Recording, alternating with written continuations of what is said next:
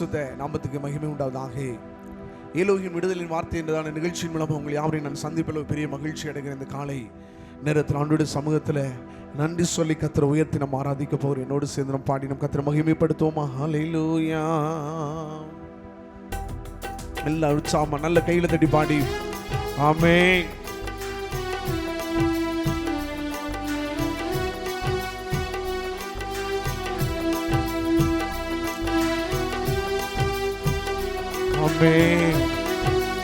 நீ செய்த நன்மைகளுக்காக நன்றி அப்பா.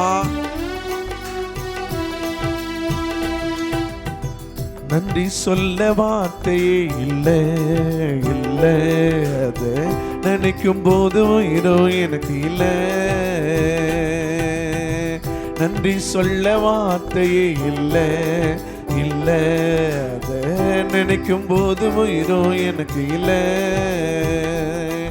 உம்மை போல தெய்வம் இல்ல, உம்மை தவிர விருப்பம் இல்ல, உம்மை விட்டாகதி இல்ல, நீங்க இல்லைன்னா நானும் இல்ல. உம்மை போல தெய்வம் இல்ல, உம்மை தவிர விருப்பம் இல்ல, உம்மை விட்டாகதி இல்ல, இல்லைன்னா நானும் இல்ல. நன்றி சொல்ல வார்த்தையே இல்ல இல்ல, நீங்க நினைத்த நன்மைகளை எனக்கு இல்லை. குப்பையில் இருந்த என்னை உயர்த்தி வைத்தீரே, ராஜாக்களோடு என்னை அமர செய்தீரே.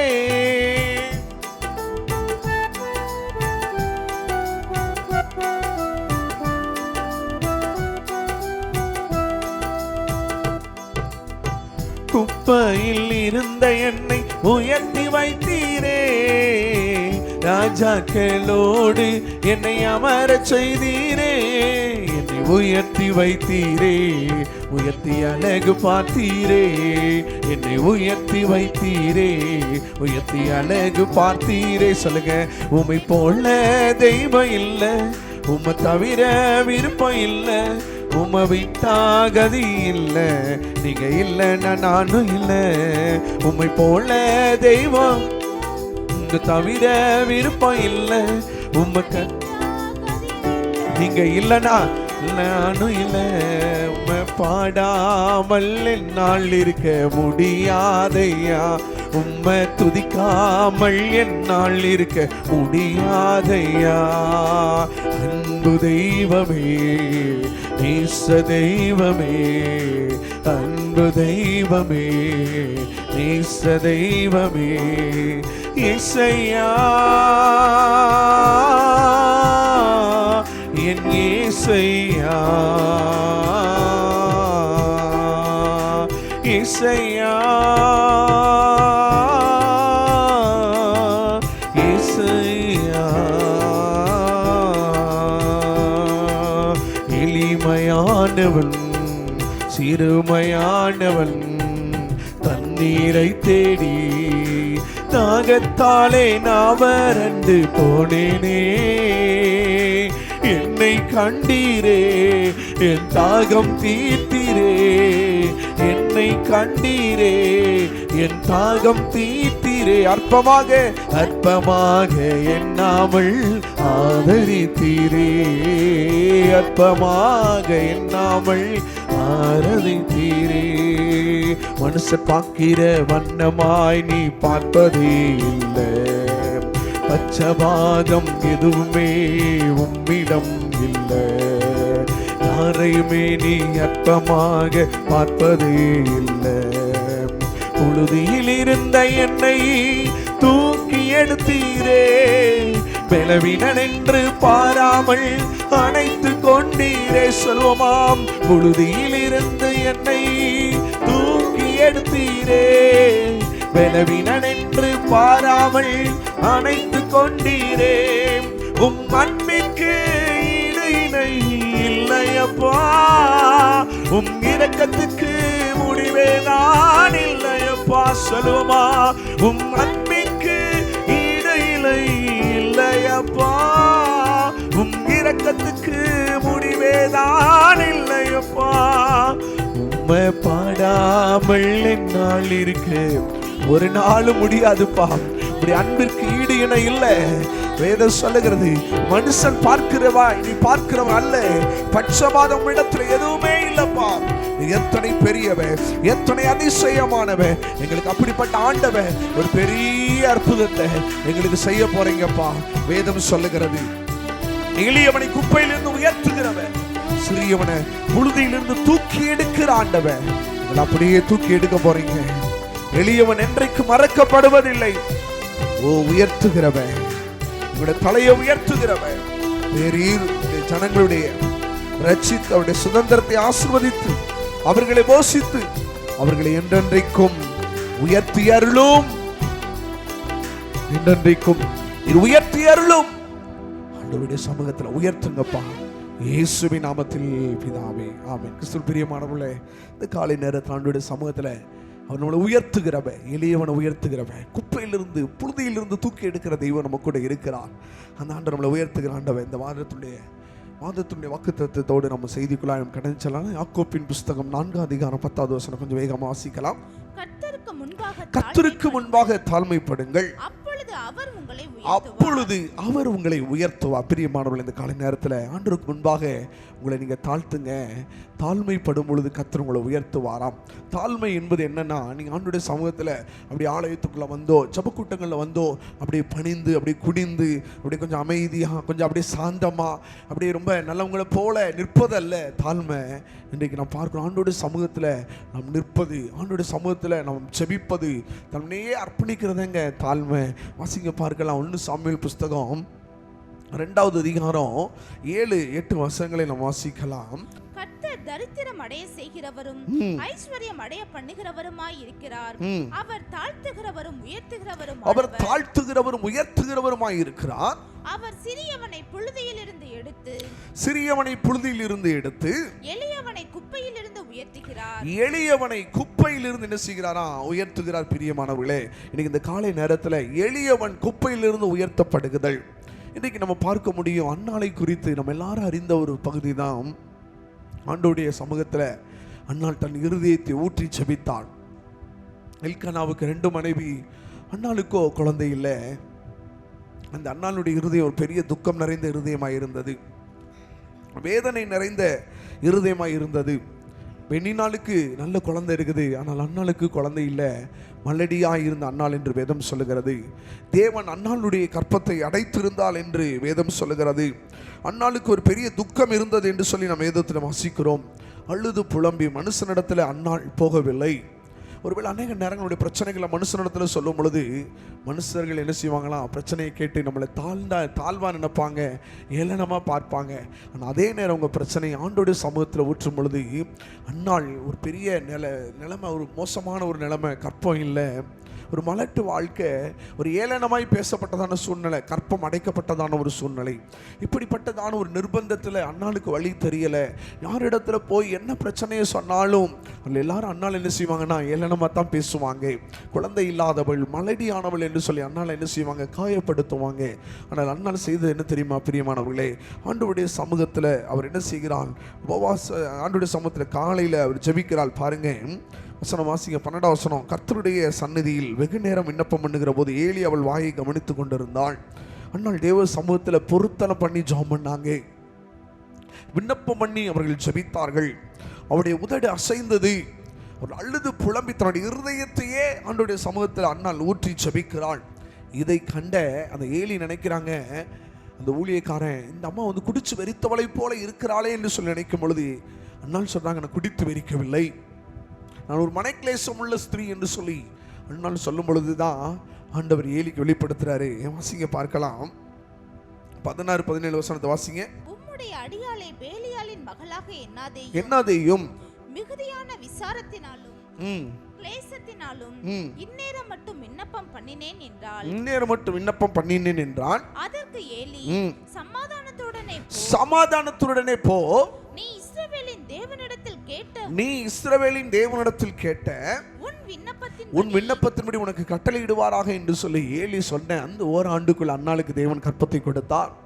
அன்னாள் ஆண்டோடைய சமூகத்தில் ஜெபித்த அன்னாள், பொருத்தனையோடு ஜெபித்த அன்னாள், மனக்லேசத்தோடு ஜெபித்த அன்னாள், விண்ணப்பத்தோடு ஜெபித்த அன்னாள், அழுது புலம்பி தன்னுடைய இருதயத்தை தேவ சமூகத்தில் ஊற்றி அன்னாள் ஜெபித்தாள். இஸ்ரவேலின் தேவனாகிய கர்த்தர் அன்னாளின் ஜெபத்தை கேட்டு சாமுவேல் தீர்க்கதரிசி பெற்றெடுப்பதற்கு உதவி செய்தார். ஆண்டவர் இந்த ஜெபத்தை கேட்டார். அன்னாளுடைய வாழ்க்கை மனுஷனுக்கு முன்னாடி போய் நிக்கலங்க. தேவ சமூகத்தில் தன்னை தாழ்த்தின அன்னாளுடைய தலையை கர்த்தர் உயர்த்தினார். எப்படி உயர்த்தினார் தெரியுமா? 1 சாமுவேல் 2வது அதிகாரம் 1ஆம் வசனத்தை வாசிங்க. அப்பொழுது அன்னாள் ஜெபம் பண்ணி, என் இருதயம் கர்த்தருக்குள் களி கூறுகிறது, என் கொம்பு கர்த்தருக்குள் உயர்ந்திருக்கிறது, என் கொம்பு உயர்ந்திருக்கிறது. அண்ணாளுடைய நிலைமை என்னன்னா, குழந்தை இல்லாத பொழுது அண்ணாள் என்ன செஞ்சிருப்பாங்க? ஒரு தாழ்வு மனப்பான்மையோடு இருந்திருக்கலாம். ஒருவேளை நல்ல விசேஷங்களுக்கு போயிருக்க முடியாது. ஒரு கூனி குறுகி நிறைந்ததான ஒரு வாழ்க்கை அந்த அண்ணாளுக்கு இருந்துச்சு. எப்போ ஆண்டவர் கற்பத்தின் கனி அண்ணாளுக்கு கொடுத்தாலோ அண்ணாள் பாடுறாங்க, என் கொம்பு உயர்ந்தது, பகைவர்கள் மேல் என் வாய் திறந்தது என்று சொல்லி கர்த்தரை பாடி மகிமைப்படுத்தினாள் அன்னாள். எப்படின்னா ஆண்டோடைய சமூகத்தில் ஜெபித்த அன்னாள் ஒரு தாழ்த்தினாள். ஆண்டோடைய சமூகத்தில் தன்னை அவர்கள் தாழ்த்தினாங்க. தாழ்மையினுடைய ஜெபம் அண்ணானுடைய கொம்பை கர்த்தர் உயர்வுக்கு நேராய் கொண்டு வந்தது. அல்லேலூயா.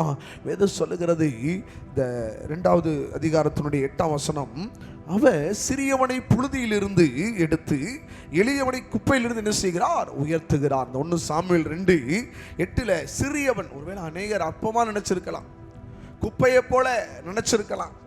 அண்ணாளை கர்த்தர் என்ன செய்தார்? உயர்த்தினார்.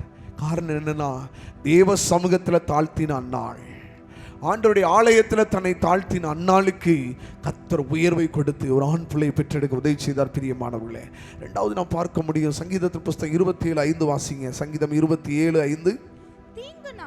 தீங்கு நாளில் அவர் என்னை தம்முடைய கூடாரத்தில் மறைத்து என்னை தமது கூடார மறைவிலே ஒளித்து வைத்து என்னை கன்மலையின் மேல் உயர்த்துவார். பாருங்க, தாவீது சொல்றாரு, என்ன தம்முடைய கூடார மறைவிலே தீங்கு நாளில் மறைத்து வைத்து என்ன செய்கிறாரா? கன்மலையின் மேல் உயர்த்துவார். ஆண்டவர் எங்க உயர்த்துறவரா இருக்கிறாரா? கன்மலையின் மேல உயர்த்துகிற ஆண்டவர். ஒருவேளை உங்களை ஆண்டவருடைய சமூகத்துல நீங்க நிற்கும் பொழுது யார் ஆண்டவர் கன்மலையின் மேல உயர்த்துவாரா? இந்த அதிகாரத்தினுடைய மேல் பகுதி சங்கீதம் 27:4 வாசிங்க.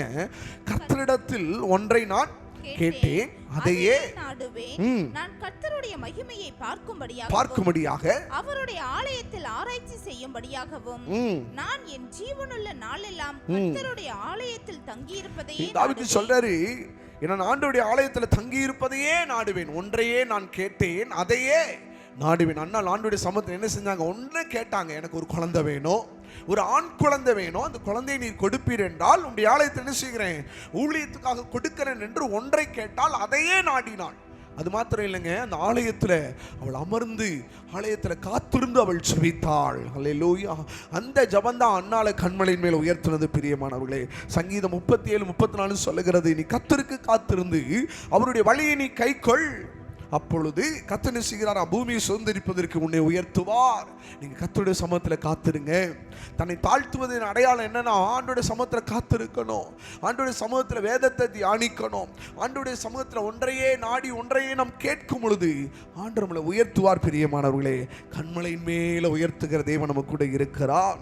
அநேக நேரங்கள் மனுஷன் நினைக்கலாம், ஐயோ எனக்கு அநேக உயர்வு இல்லை, நான் உயர்ந்து வர நேரத்தில் மனுஷங்க கால வரி விடுறாங்க, என் மேல பொய் குற்றச்சாட்டு சொல்றாங்க, பொய் சாட்சி சொல்றாங்க, என்னுடைய உயர்வை மனிதர்கள் தடுக்கிறார்கள், நான் உயரணும்னு நினைக்கிறேன், முன்னேறணும்னு நினைக்கிறேன், முன்னேற முடியல. வேதம் என்ன சொல்லுது தெரியுமாங்க? சங்கீதம் 75:7 தேவனின் நியாயாதிபதி ஒருவனை தாழ்த்தி ஒருவனை உயர்த்துகிறார். ஆண்டவர் நினைச்சிட்டார்னா தாழ்ந்தவனை உயர்த்த முடியும், உயர்த்தினவனை உயர்வுல இருக்கிறவனை தாழ்த்த ஆண்டவரால முடியும். ஏன்னா வசனம் சொல்லுகிறார், அவர் எப்படிப்பட்ட ஆண்டவரா? அவர் நியாயாதிபதி. உயர்வு வேணும்னு நினைக்கிறீங்களா? ஆண்டவரை சார்ந்து கொள்ளுங்க. தாழ்ந்த நிலைமையில் இருக்கிறவங்களை கர்த்தர் உயர்த்துவார். ஹல்லேலூயா. அதே சங்கீத புஸ்தகம் 92வது சங்கீதம் 10ஆம் வசனத்தை வாசிக்கிற பொழுது வேதம் சொல்லுகிறது, என் கொம்பை காண்டாமிருகத்தின் கொம்பை போல உயர்த்துவீர். ஆண்டவர் உங்க கொம்பை என்ன செய்வார்மா?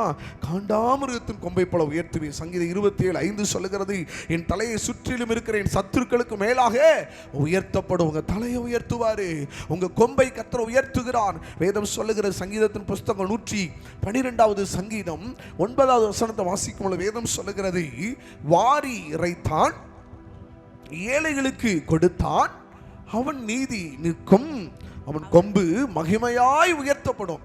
அப்புறம் வசனம் சொல்லுகிறது பாருங்க, உங்க கொம்பு உயர்த்தப்படுமா. யாருடைய கொம்பு உயர்த்தப்படுமா? வாரி இறைக்கிறவர்கள், ஏழைகளை விசாரிக்கிறவர்கள், திக்கற்றவர்களை விசாரிக்கிறவர்களுடைய கொம்பு தலையை கர்த்தர் உயர்த்துவார். வாரி இறைக்கணும், ஏழைகளுக்கு கொடுக்கணும். விதைக்கிறவர்கள் அறுப்பார்கள் என்று வசனம் சொல்லுகிறது. உங்கள் தலை உயரணும்னு நீங்கள் விரும்புகிறீங்களா? நிச்சயமாக பிரியமானவர்களே, நீங்கள் ஆண்டோடைய சமூகத்தில் கொடுக்கும் பொழுது கர்த்தர் உங்கள் கொம்பை கர்த்தர் உயர்த்துவார். உங்கள் கொம்பை கர்த்தர் உயர்த்துவார். நீதிமானுடைய கொம்பு உயர்த்தப்படும். கர்த்தருக்கு காத்திருக்கிற உங்கள் தலையை கர்த்தர் உயர்த்துவார்.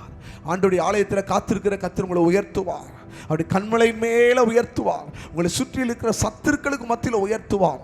அண்ணால கர்த்தர் அப்படித்தான் உயர்த்தினாரு. அண்ணாளுடைய கொம்பு உயர்ந்தது.